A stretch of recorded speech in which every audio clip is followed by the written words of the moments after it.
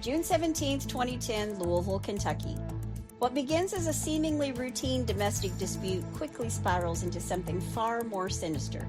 In Old Louisville, a man calls 911 from inside the Victorian home he shares with his boyfriend, saying the other man is trying to smash through a bedroom door with a hammer.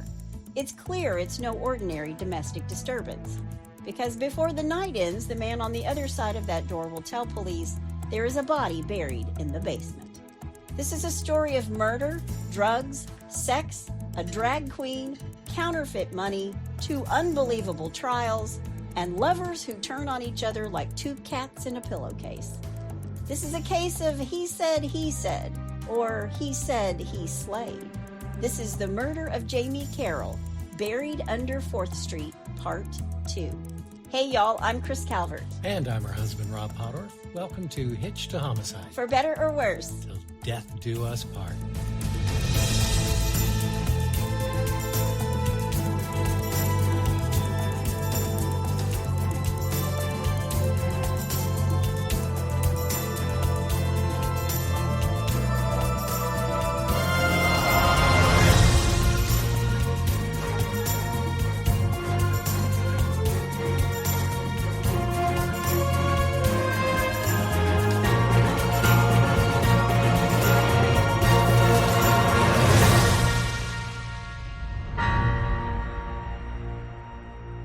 Welcome back, everybody. Yes, welcome. And for our friends all the way over there in Kenya.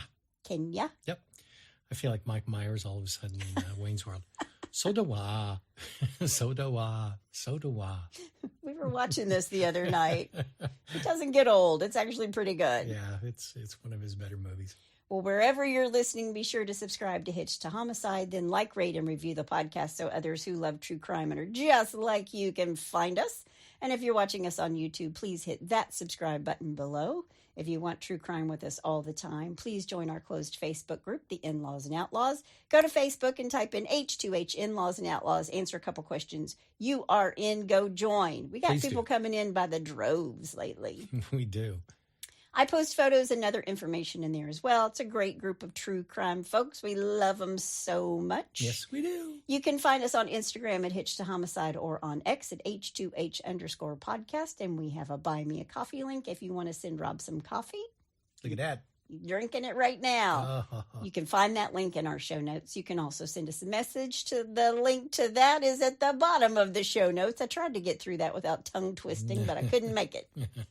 We're going back to Old Louisville again this week to finish off this case, the he said case. All right. I've got lots to tell you, and it's going to get weird. Like it wasn't already. Well, then weirder. Okay, thank you. Before we get started, let me thank some sources, and there are a bunch of them. Mundt versus the Commonwealth, WDRB in Louisville, A&E, USA Today, People Magazine, Biography.com, ABC7 in Chicago, Oxygen's Snapped, the Louisville Courier-Journal, and Murder in Glitterball City on HBO. There's also a book that the HBO special is based on called A Dark Room in Glitterball City by David Domine. I will have a link to his book in the show notes along with all the other sources. And I just want to say this now before we get started. Glitterball. Mm-hmm. That's a disco ball. Okay. And the man who invented it is from Louisville. Oh, really? And so that's where the glitter ball, and he called it a glitter ball. So that's where the whole glitter ball thing in Louisville comes from with the title of these, with the HBO special and his book. Gotcha. All right. Well, you ready? I am. Let's do it. When we last left off last week, Joey Banis, lover to Jeff Mundt, is in the back of a patrol car telling Sergeant Trey McKnight that he knows about a murder that isn't even on Louisville PD's radar, and that there's a body buried in the basement of Jeff Mundt, the man who just called 911 to have his lover Joey arrested for allegedly trying to break down the door of his bedroom with a hammer. Right. There's a body in his basement. The house they had just left at 1435 South 4th Street in Old Louisville. And everything Joey Banis is about to tell the police all started with an invitation. Both Jeff Mundt and Joey Banis invited meth dealer, hairstylist, and drag queen Jamie Carroll to Jeff's house on 4th Street. And they had both met Jamie online, and Jamie agreed to come to the house and hang out. And what unfolded that night, everyone agrees, involved methamphetamine and sex. And all three men used drugs and engaged in what's described as a meth-fueled threesome. There was pornography, there were weapons in the house, and there was an undercurrent of jealousy and tension. But when it comes to what actually happened in the moments when Jamie Carroll died, the story splits in two. And Joey Banis, angry that Jeff Mundt has called the cops on him, knowing he has a rap sheet and will more than likely be sent back to prison, he tattles on Jeff. Yeah. There's a body in Jeff's basement. Now, when this whole investigation starts to unravel on the night of June 17th, the A&E show, The First 48, is filming in Louisville. How fortuitous. Yeah. So the First 48, they just go into different cities and film and see if anything interesting happens. But they are there to document all of this on the night Jeff calls 911 to say that Joey's trying to get into his room, and Joey tells police in the back of the car that there's a dead body in the basement. Mm-hmm. And Sergeant McKnight phones this information up the ladder to Detective John Lesher. And the cops think that Joey just doesn't want to go to jail, so he's going to offer up some information. He's trying to cut a deal. Sure. But they don't know if he's telling the truth or not. And he tells them it all happened after Thanksgiving, 6 months ago. And they want to know why Joey has waited so long to tell. If there's a dead body in this basement, why have you waited so long? Yeah. And he tells police, quote, Jeff told me if I ever told anyone, he would kill me. I believed him, end quote. Wow. And the police know Joey Banis because he's been in trouble for drugs and theft. And Detective Lesher brings in Detective Colin King, who's newer to the homicide division. And Lesher has like 11 years or so. So these two are going to kind of tag team Joey and Jeff. Okay. Now, when they get Joey into a room to chat with him, he confesses that, yes, I'm a meth smoker. But that didn't mean there wasn't a body in Jeff Mundt's basement. Yeah. And police are like, let me get this straight. The house we just came from, where Jeff Mundt called us to come get you, there's a body in that basement? He's like, yeah. And Jeff killed him. Mm-hmm. Quote, my boyfriend had lied somehow and gotten the police there and had me arrested for something that I didn't do, end quote. And they ask him, look, Joey, why now? Why tell us this now? And he says, I wasn't able to tell anybody in the beginning because, quote, one, I was scared for myself, scared for my family, and I was also in love with this guy. But over the past 7 or 8 months, I'm no longer in love with him. And somebody's just got to know the truth, end quote. Okay. So it's now about 4 a.m. Joey draws a detailed map of where they will find this body. Not only am I telling you there's a body in the basement, let me show you where to find it. Right. But he tells them, look, you can't sit on this information because Jeff's had a contractor in there and he's going to pour concrete over this basement floor. It's now or never. So the police go back to the house on 4th Street. Detective King goes back to ask Jeff some questions. And Jeff tells Detective King, quote, I tried to break up with him, meaning Joey, and he threatened to kill me, threatened to frame me for murder, end quote. And then they ask Jeff, well, like, how is he going to frame you for murder? Because remember, Jeff has no idea that Joey has offered this information up in the back of the cruiser. Right. And Jeff says, quote, I had no idea, end quote. So they ask Jeff, do you mind to come to the station, answer some questions? And they take Jeff to headquarters and leave Detective Colin King behind with a search warrant and some other officers and some shovels. Now, when they bring Jeff into chat, he's very interested in where the cameras are and in being a part of this First 48 show. He's asking where he's supposed to be facing. Oh, geez. Like, where am I supposed to be looking? And the detective is kind of like shaking his head like, dude, this isn't Hollywood. This is a real investigation, and you are a big part of it. Of course, he's not saying this, but when Detective King leaves the room, he's even trying to chat up the cameraman. I mean, Jeff is trying to chat up the cameraman. Are you guys from Louisville? That's what he says to him. And they're like, dude, we're in the background. Yeah.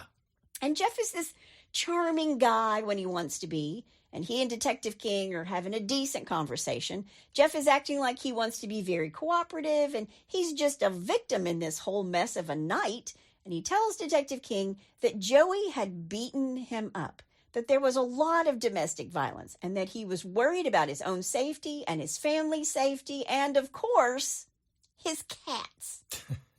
Now, meanwhile, back at 1435 South 4th Street, police go into the basement with Joey's map, and they see some loose dirt, and they start shoveling. And about 5 feet down, they hit a big Rubbermaid bin. And one of the officers who's digging accidentally tips the lid with his shovel. Not on purpose, he's just digging and he hits the corner of it. Right. And when he does this, the smell of death hits them all in the face. Wow. They get this 50-gallon bin out of this hole, and they get it to the medical examiner's office. And they also start doing a sweep of this house, starting with Jeff's bedroom. And this is where they find bloodstains and a bullet hole in the wall. And when they ask Jeff about this, he acts as if he has no idea what they're talking about. He tells them, with Joey, you just never know what's fake and what's real, and I never know what he's going to do. And, quote, he would tell all kinds of stories to make his life more interesting, end quote. You mean like saying that you work for the NSA and you killed a bunch of people, maybe? Yeah, exactly. Maybe like speaking with a British accent. Remember, he was speaking with a British accent at Northwestern. Yep. Find it all ironic because this is a guy who's denying knowing about a body in his basement, who has pretended to be British and has pretended to be like a killer for the NSA. Right. All Joey's ever said is that he's a meth addict. And believe me, I'm not defending Joey. I think they're both guilty of Jamie Carroll's murder. Sure. But Jeff says to the detective at around 10 or 11 o'clock the next morning, they've all been up all night long. And I quote, through the anguish and tears, quote, "Can you tell me whether there's somebody buried in my house?" End quote. And Detective King confirms to Jeff, "We found a body in your basement." And Jeff clutches his pearls and gasps. He just can't believe it. And the Oscar goes to...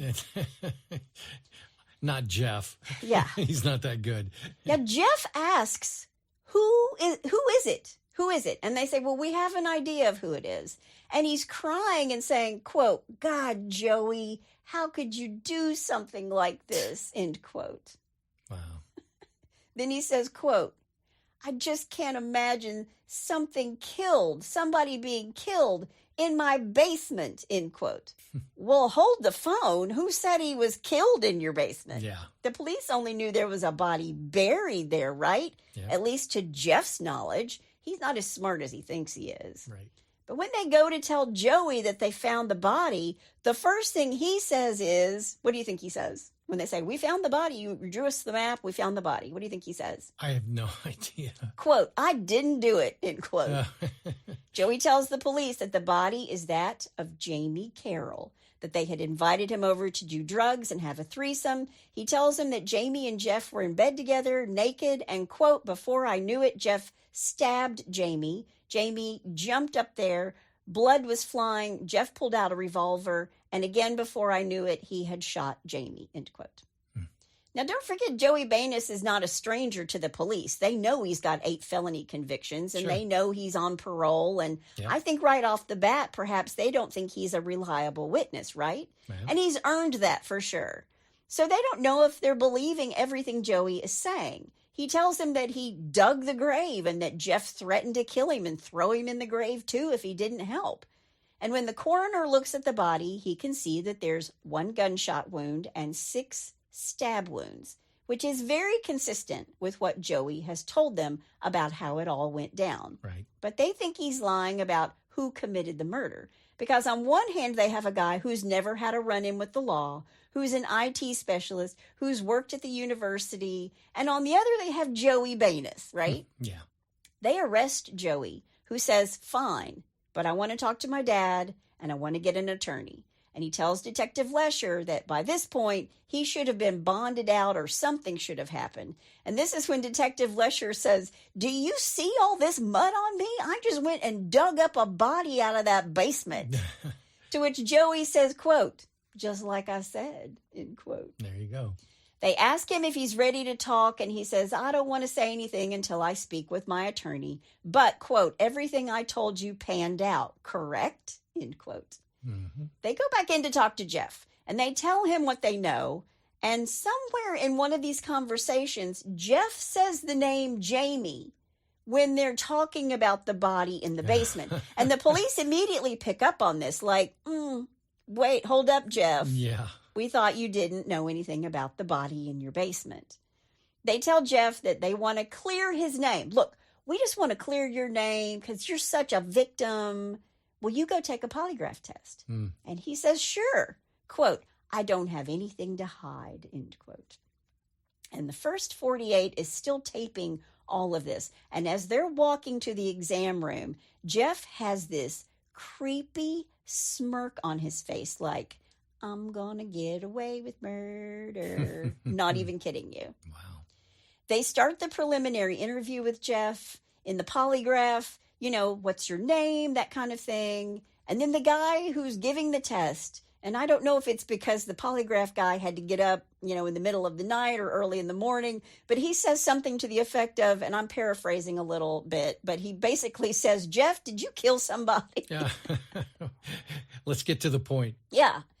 And to this, Jeff says, quote, to murder somebody is not something I could ever even contemplate doing, end quote, which isn't an answer, right? Right. And then the polygraph guy goes, again, I'm paraphrasing, look it, if you know about this murder or if you're going to tell me something different than what you told Detective Lesher, not Dr. Lesher, Detective Lesher, right. This isn't going to go well for you. Right. And up to this point, Jeff has denied. Yep. And he has said that he didn't know anything about this. Remember, he's cried about them finding somebody in his basement. Right. And when he's asked, did you know anything about the murder? He says, you know, my answer would have to be, yes, I did know something about this murder. He's changing his story already. Yeah. I mean, they're going to give him this polygraph, and suddenly he's like, okay, well, damn it.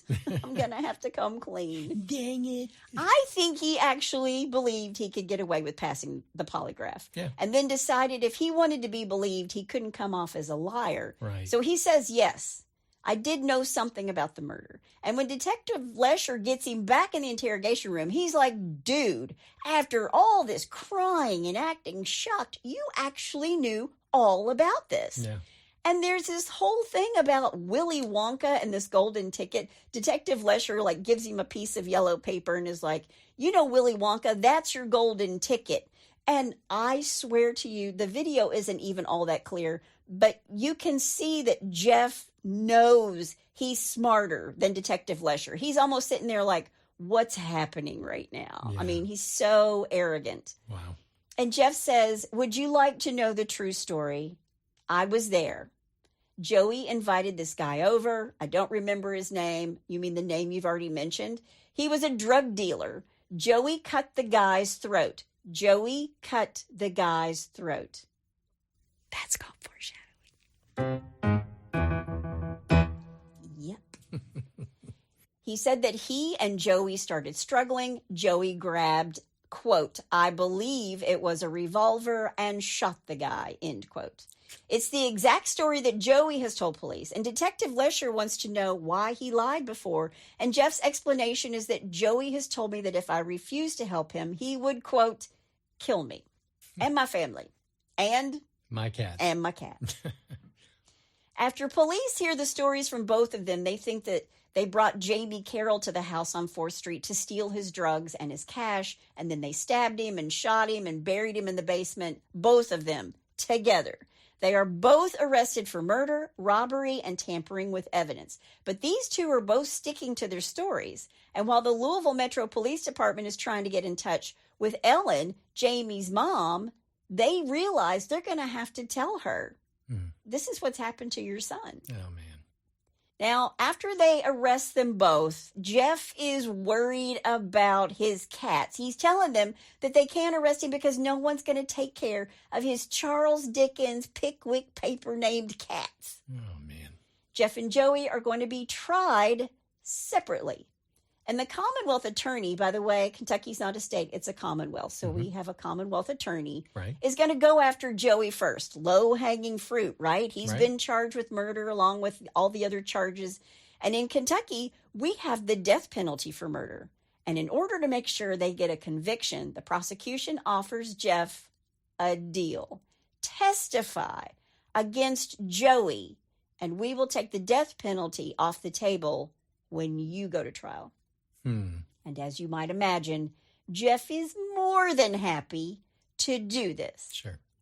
Joey's defense team is Darren Wolf and Justin Brown. Two really smart guys, by the way. And because this is a he said, the defense team needs to make it as horrible and as uncomfortable as possible for Jeff on the witness stand. Okay. Jeff is smart. He's manipulative. And Jeff's attorneys can see how Joey's trial plays out.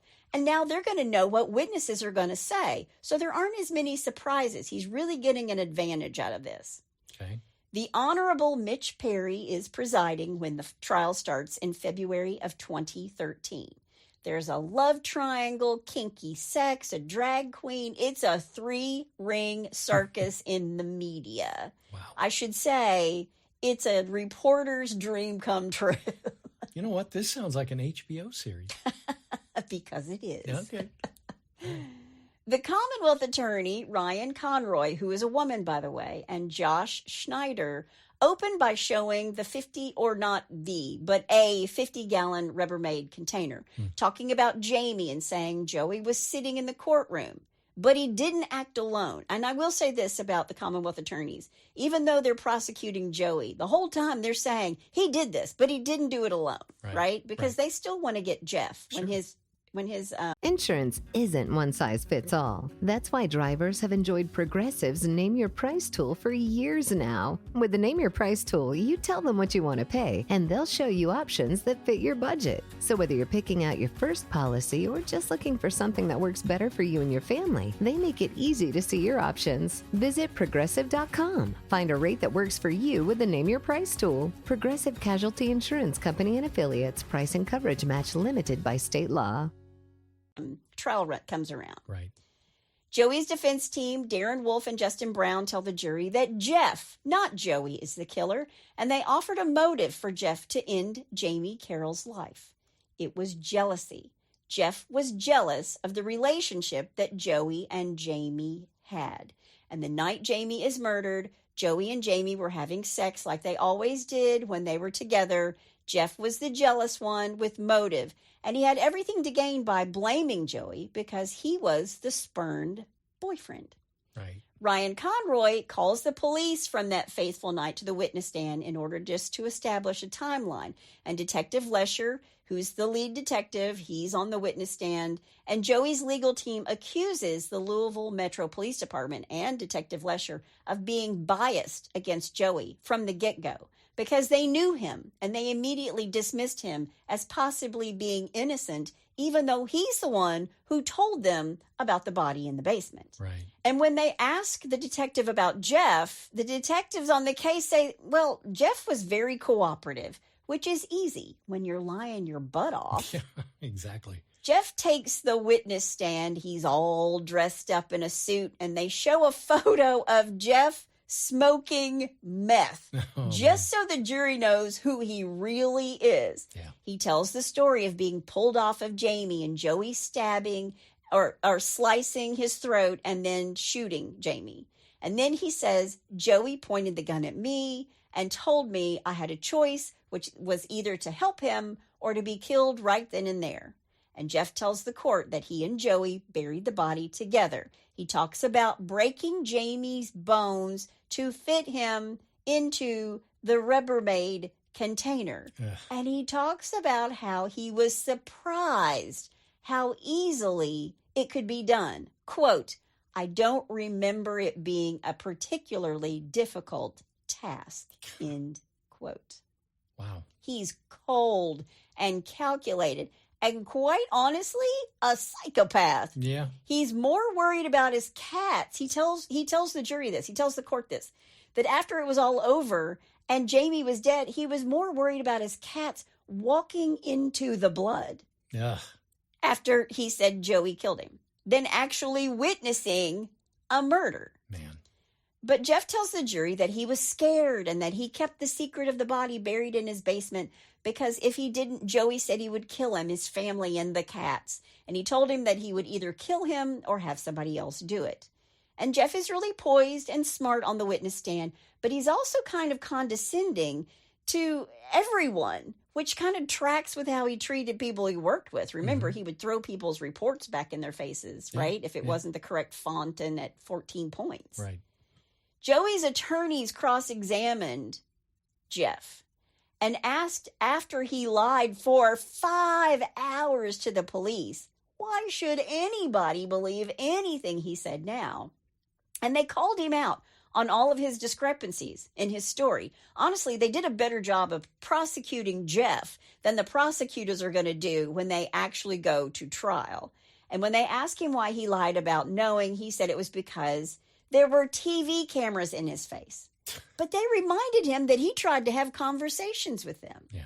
Jeff's trying to control the narrative, and Joey's attorney gets all up in his business to remind him who's in charge. It's pretty incredible. I like Joey's attorneys. It's pretty incredible what they're doing there because he tries to go on and explain something that he wasn't asked. And he's like, did I ask you that?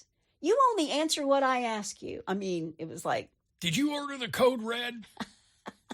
Exactly. They go through Jeff's dating profile and make him explain all of the kinky things he likes to do sexually. And these attorneys are really shocked by all of this. It's kind of funny. They want to expose his kinks. They want to show that he's not this mild-mannered IT guy, and maybe he is the kind of guy who could kill somebody, especially if he's a controlling, meth-fueled jerk who's jealous and completely drugged out, right? Right. The defense calls the contractor, Kenny Robertson, the man that Jeff met with like not long before Joey told the cops that Jamie's in the basement. Right. They meet on the 26th of May, and Jeff had asked him to pour concrete in his basement. 4 inches of concrete. Kenny said that when he was measuring for the concrete, Jeff wouldn't go into that part of the basement where the police would later discover the body, and Kenny needed help holding the tape measure.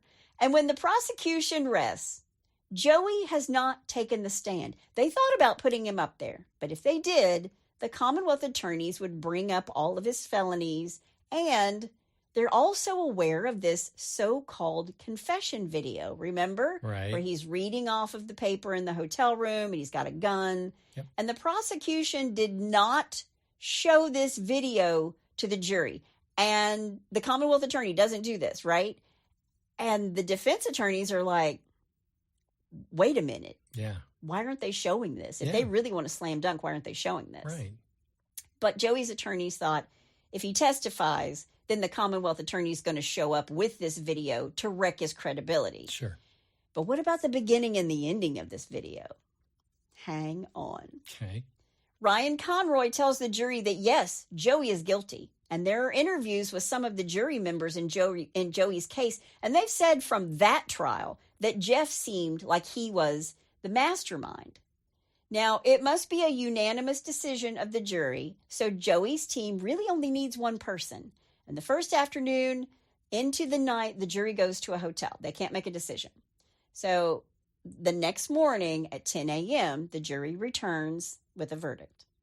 Joey Banis is found guilty of murder, robbery, tampering with evidence, 3 counts of criminal possession of a forged instrument, possession of drug paraphernalia, and possession of methamphetamines. Wow.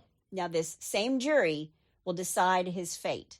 So the defense team goes to the prosecution for a deal. And after 5 hours, Joey agrees that if they take the death penalty off the table and he's eligible for parole in 25 years, he will take a deal and he will be a witness for the Commonwealth's case against Jeff Mundt. And according to Commonwealth attorney Ryan Conroy, making Jeff Mundt look guilty doesn't make Joey look any less guilty. Right. May 13th, 2009, it's Jeff's turn to be on on the witness stand to be on trial. And it's the same prosecution team for the Commonwealth. And Jeff Mundt's attorney is Steve Romines. And this dude is like a smart, scrappy, southern, savvy, foghorn, leghorn criminal defense attorney. Yep. And his co-counsel is Ted Schaus. And Steve Romines wins a lot. He's very theatrical. Okay. And Steve Romines opens with the tearful 911 call. Then Steve Romines tells the jury that the fateful night when the fight happened and Joey told the police about Jamie Carroll in the basement, Jeff had told Joey that he was going to tell. He couldn't take it anymore. And Joey told him, I'm going to kill you and your family and your cats. Your cats. And I will blame it on you and send you to prison, end quote. Steve tells the jury that Jeff is a choir boy until he met Joey. He'd never done drugs. He was a straight-laced dude who suffered at the hands of Joey, just like Jamie Carroll. He was just as much a victim as the dead man in the basement. And the Commonwealth attorney has the police on the stand, and they talk about how Jeff was the dominant in the sexual relationship and the mastermind behind the relationship, the sex and the murder of Jamie. He tells the court that for someone who was deathly afraid of Joey, he sure was taking sweet photos with him for Christmas, just weeks after burying Jamie. And then the defense pulls out the confession video. They call it their smoking gun. Yep. So not the before or the after. And according to Steve Romines, the prosecution had never seen this video. The Commonwealth attorneys had never seen this video. Really? Yeah. And the reason they didn't have it for Joey's trial is because it was found on Joey's Mac laptop. Okay. And the Louisville Metro Police didn't find anything on this computer, which they seized, because they used a PC to try to do forensics on it. Really? You don't have a better IT guy than that? Man, they needed to call Jeff. Yeah. And again, just to remind you, this is what the confession tape says. Quote, I'm recording my death for the purpose of informing all concerned of my own willful suicide and the complete non-involvement or culpability of anyone else, specifically of my boyfriend, lover, life partner, and friend, my one, Jeffrey Stephen Mundt. You will notice that he is sitting or lying on the bed near me. It is only because I have a gun pointed at him, end quote. And then, of course, he pans over to Jeff, who's lying on this bed in a hotel room, but he's not really paying attention. Yeah. Quote, I am holding him hostage because I have failed him and hurt him and done terrible things which I can never recover from. This includes killing someone who, and he pauses, this includes killing someone, end quote. But again, in the beginning of the video, which the defense doesn't show, you can see Jeff typing. Most think he's typing the speech. Yeah. And then after the confession, he says, quote, I tried to give you what you need, end quote. And Jeff replies, quote, thank you. That is perfect, end quote. Now, only Joey and Jeff knows this video exists. And obviously the prosecution would have used it against Joey. Right. But now the prosecution wants to use the whole thing against Jeff. And Steve Romines doesn't like this. He says there are 3 different videos, but they're all filmed at the same location at the same time, one right after the other. Mm-hmm. The first at 7:07 a.m., which is Jeff writing, 7:11 a.m., the confession video and suicide note, and then at 7:13 a.m., Joey asking if that was what he wanted, and him saying it was perfect, thank you.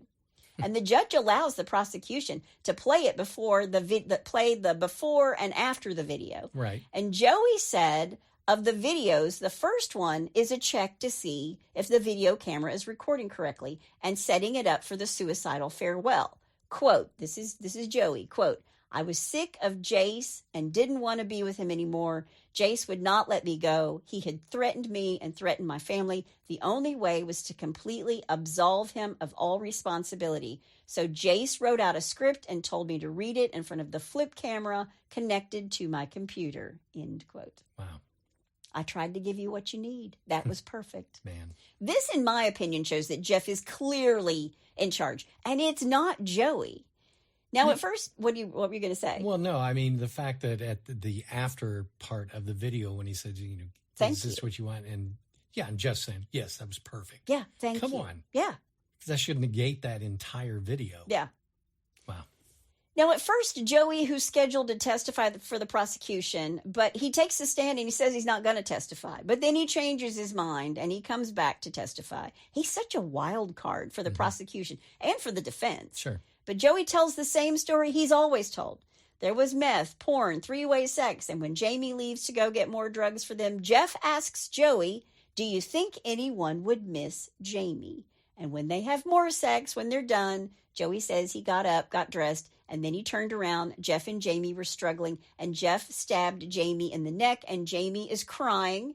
Joey, help me. Then Jeff shot him.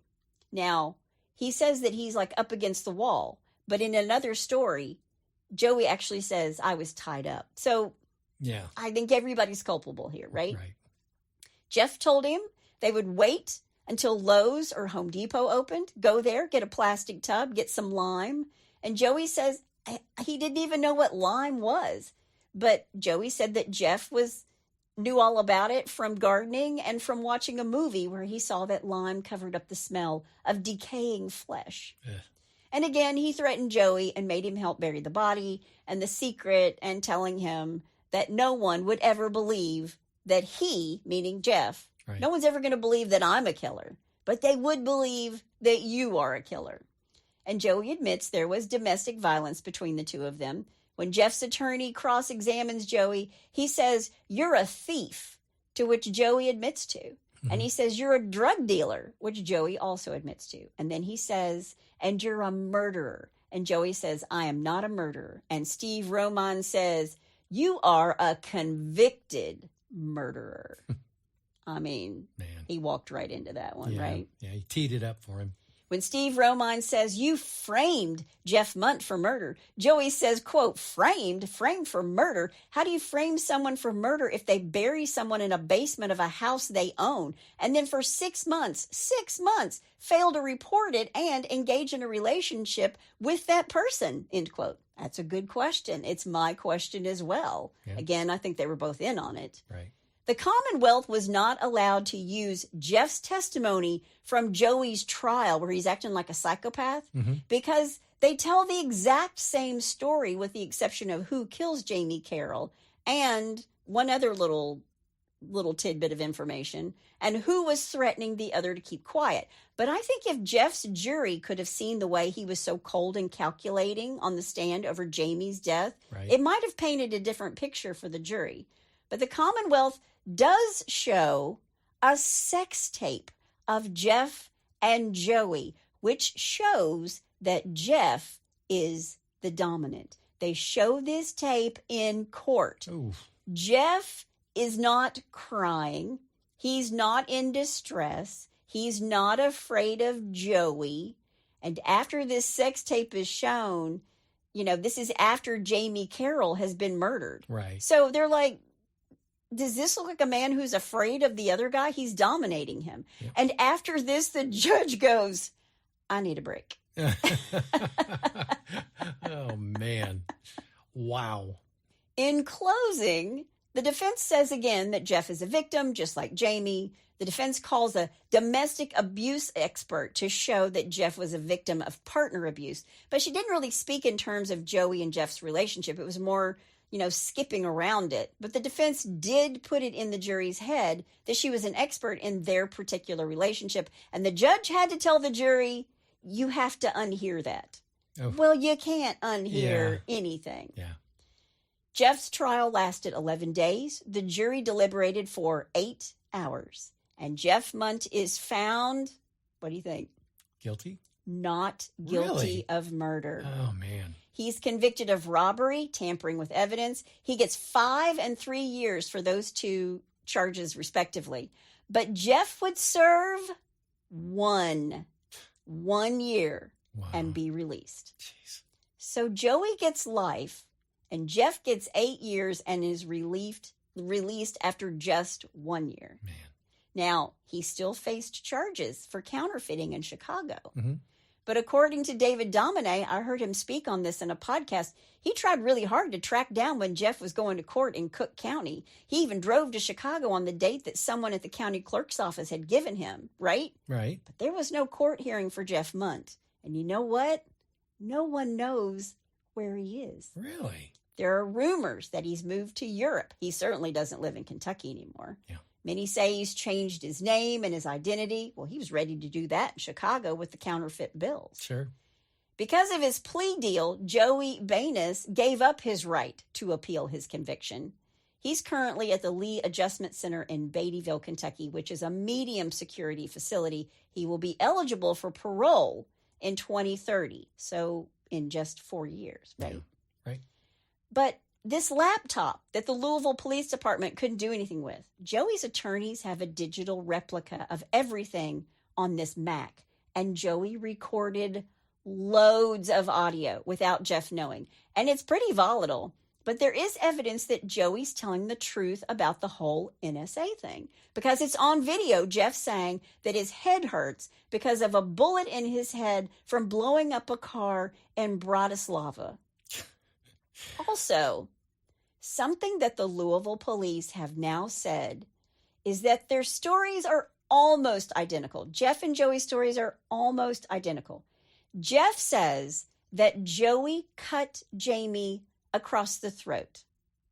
Joey says that Jeff stabbed Jamie. Right. What did the coroner say? The autopsy shows that there were only stab wounds in Jamie's neck. No slashing, no cutting, which kind of proves that Joey was telling the truth. Yeah. And Jamie, who got off and only had 1 year and nobody knows where he is, was possibly lying. Well, didn't they bring that up in the court? They didn't. Trial? They did not bring it up. Okay. No, they did not.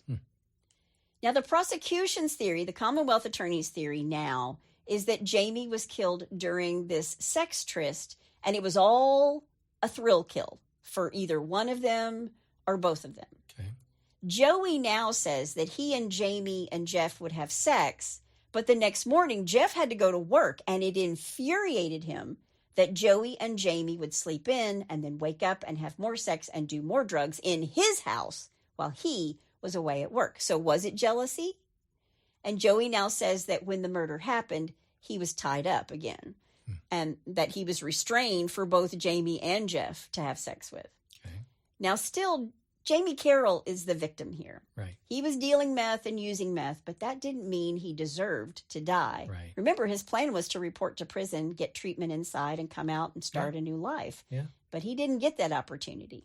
Jamie is buried in eastern Kentucky in his homeland, in the motherland, right? Right.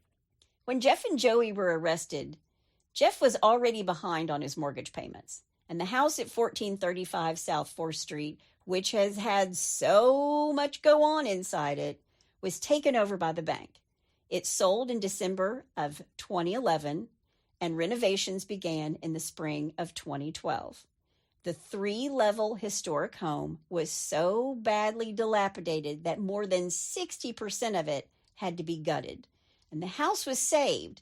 All the windows but one, many of those are stained glass, and it has been completely remodeled. I read in one source that the family that bought the house had the home and the basement spiritually cleansed. The smart move. And the dirt floor that was once a morgue and a hiding place for Jamie Carroll's body has been paved over.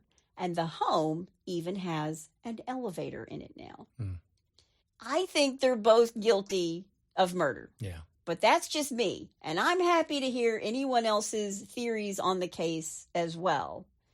But that is the crazy and wild story of Jamie Carroll and his killers, Joey Banis and Jeff Mundt. And that's all I have to say about that. Okay, my take on this is that who in their right mind would buy this house? I think Jeff bought it for about $300,000. No, I'm talking after all of this. I know. And I'm about to tell you what the new people bought it for. I think they bought it for about $120,000. Oh, okay. All right. Are they living in it? They live in it now that it's all been renovated. Yeah. Yeah, they live in it now. It's still got to be haunted. Well, many of the houses in old Louisville are haunted. Like, they do a whole tour about the haunted parts of Louisville and all these old houses, because you can't have houses that are 150 years old. We have a whole section in Lexington, Kentucky that's this way as well. And you can't have houses with that much history because people died in those homes back then. It's not like now where it's like, oh, most people go to hospitals, which are completely haunted, of course. But most people are in the hospital and they just don't die at home. But like, generations of people would die at home, and there were murders and suicides and all kinds of horrible things that happened in these homes. And well, the first studio I worked at, which was in Cincinnati, Ohio, it was a residential. It was 3 stories, and the studio was, in the basement, completely redone. It was nice. And, but Roger told me the story that when they first moved in, he was down in the basement and he was editing tape, cutting tape on the floor, and he had a single razor blade because it's the only thing he had. And he would splice the tape and put the razor blade down and tape the recording tape together, and then pick up and all of a sudden he turned around and the blade was gone. So it was late, so he went upstairs and went to bed, got up the next morning, opened a drawer to get some socks out, and there was that razor blade stuck in the drawer. So, and he swears that that's exactly how it happened. I mean, why would he have any other reason to say that? And the reason is because that house was owned. It was an old house. It was owned by a doctor who had surgeries down in the basement. I mean, that's the way they used to do it in the old days. So, yeah. So just like the doctor in 1435, right? You got it. So, yeah. Anyway. Let's just stack the bodies up in the corner. Oh, let's get off of that creepy stuff and just go with a little stupid bless your heart. Well, bless your heart. All right, number 1, I'm calling, can I see some ID? Okay. Valerie Portlock, and this is a guy. Valerie Portlock, 25, turned on emergency lights and sounded an air horn in Hicksville, a city on Long Island, roughly 30 miles east of New York City, on a roadway Friday morning as he tried to pull over a van, investigators said. Okay. Except there was reportedly one problem. What's that? The van was filled with detectives from Nassau County Police Department's electronics squad. Oops. As detectives identified themselves, Portlock allegedly tried to flee the scene. Authorities claim he drove away, swerved into oncoming traffic, and eventually sped to the Long Island Expressway, where he was stopped by the Highway Patrol. Portlock was arrested without incident and charged with criminal impersonation, reckless endangerment, and fleeing the police. He was released from custody on his own recognizance following an arraignment on that Saturday. You know what? Whenever I think of like the guys in the van, it makes me think of Ocean's 11, where he's like, don't. And those detectives are like, take it easy, Radio Shack. Yeah, exactly. We got this. It's okay. All right, number 2, the smell of unsuccess. Yeah, we've talked about smells in this episode. So, I don't know. According to the Clay County's Sheriff's Office, Liberty Police were searching for a person who a felony warrant was out for an arrest. The person was wanted for possession of a controlled substance. The suspect hid to avoid police, but apparently let out a fart so loudly it gave off his hiding spot. Oh my gosh. Seriously? Quote, we got to give props to the Liberty Police Department for using their senses to sniff him out, read a Facebook comment from the Clay County's Sheriff's Office. But hey, there's nothing, I mean, listen, a fart's always going to be funny. If you're a 12-year-old boy. Well, if you get busted too. Number 3 and finally. On December 29th, 2018, Molette took an Uber. Molette is the name of the person. Okay. Yeah, sorry. I need to explain these things. Yeah. Molette took an Uber in Irwin, Pennsylvania, and left a bag containing 2 pounds of high-grade marijuana in the back seat. Yeah, you're just talking about him like we know him. Yeah, I know. You don't know Molette. Come on. Yeah, Molette with the weed in the back seat. Exactly. The driver received an alert from Uber that Molette had left a bag in his car. Upon searching the car, the Uber driver discovered the pot and called the police. Ah, good for him. Yep. The police then set up an elaborate sting operation and contacted Molette, pretending to be an Uber driver with his property. Yeah, come back and get your pot. Yep. Millett met with the undercover cop at a local McDonald's to get his bag. Now, according to the Pennsylvania State Police spokesperson, Stephen Lemani, Millett identified the bag as his and was extremely happy to get it back. And he even asked, quote, "How much of this did you guys smoke?" To which the undercover cop responded that none of the product was touched, according to Lemani. As jubilant Millett was getting ready to leave, the other undercover cops made their presence known and arrested him on drug charges. Police said that Millett then changed his story, this is the great part, and stated that the bag did not belong to him and he knew nothing about any drugs. The weed had a street value of several $1,000s, and Millett is facing felony drug charges, and his bail has been set at $150,000. That's not mine. Yeah. That's not mine. That's not mine. All that stuff I said before, and just ignore that. Not mine. Not mine. Not mine.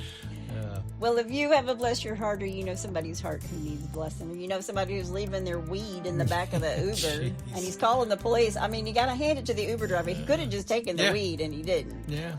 All you got to do is go to hitchtohomicide.com. When you get there, there's a pull-down menu, and while you're there, you can also suggest a case or tell us about your brush with true crime. Yep. That's my amazing husband out there. Beautiful bride in the booth. Join us next time on Hitch to Homicide. Bye, y'all.